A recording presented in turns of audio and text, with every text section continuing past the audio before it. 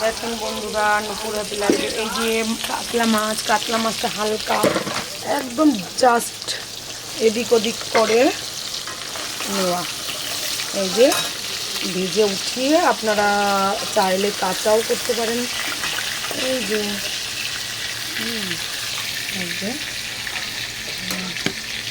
এতে দেব tomato paste. প্রথমে কালো জিরে সোমবারা দেবো, কালো জিরে সোমবারা দিয়ে মানে হালকা এদিক ওদিক করে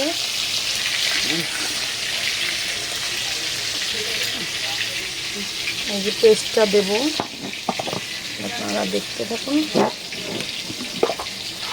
রান্নাটা আজকে পুরোপুরি শেয়ার করছি।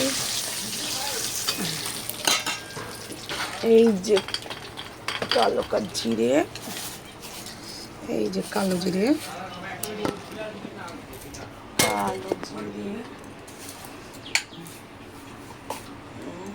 সরি, এই যে কালো জিরে দিচ্ছি সোমবারা।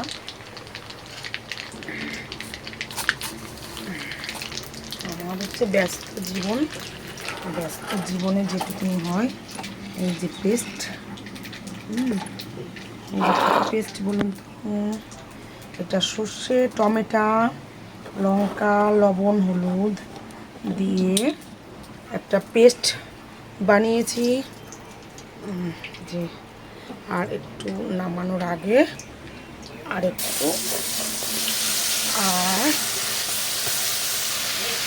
একটু রসুন আছে রে, ওর মধ্যে আবার রসুনও দেওয়া পেস্টে, সরি বলতে ভুলে গেছে। এই যে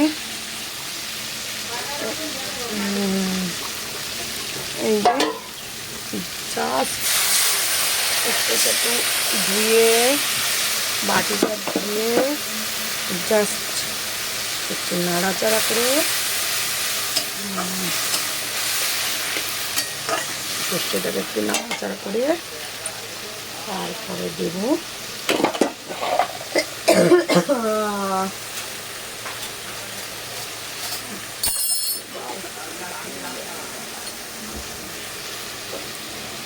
এই যে টক দইটা দিই, কারণ গ্যাসটা হয় না। গ্যাস না হওয়ার জন্য আপনি মাছে অল টাইম টক দই ব্যবহার করতে পারেন। নিজেরা টক দই শরবত করে খান, কোনো ব্যাপার নেই।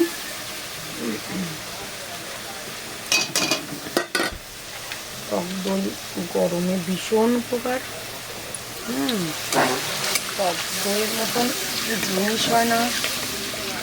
আর টক দই আমের টক,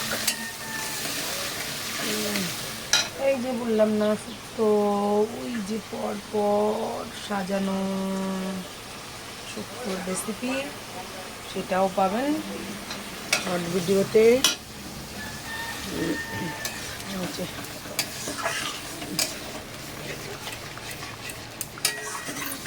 রান্নাটা আজকে আমার ভাগ্য ভালো যে আপনাদের দেখাতে পারলাম। যাই হোক, দেখতে থাকুন। এই যে একটু কষানো হলেই এই মাছটা দেব, দিয়ে নামিয়ে ফেলবো, তাহলেই হয়ে যাবে কাতলা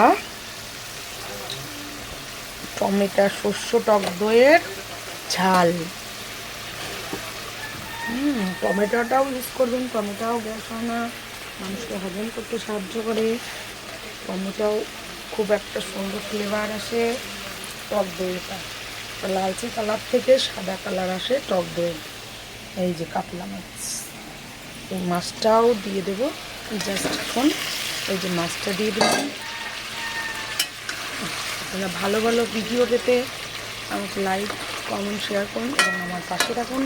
আপনারাও যদি ভালো ভালো ভিডিও দিতে পারেন সেটাও আমি দেখব এবং করার চেষ্টা করব। আপনারাও একটা করে খান, দেখবেন আপনাদের খুব ভালো লাগবে রেসিপিটা। কেমন হয়েছে আপনারা কমেন্টে জানান। বাই। 6 এপ্রিলের শুভ দুপুর, আপনাদের রইল শুভ কামনা। আপনাদের জন্য সবাই ভালো থাকুন, গরমে সুস্থ থাকুন।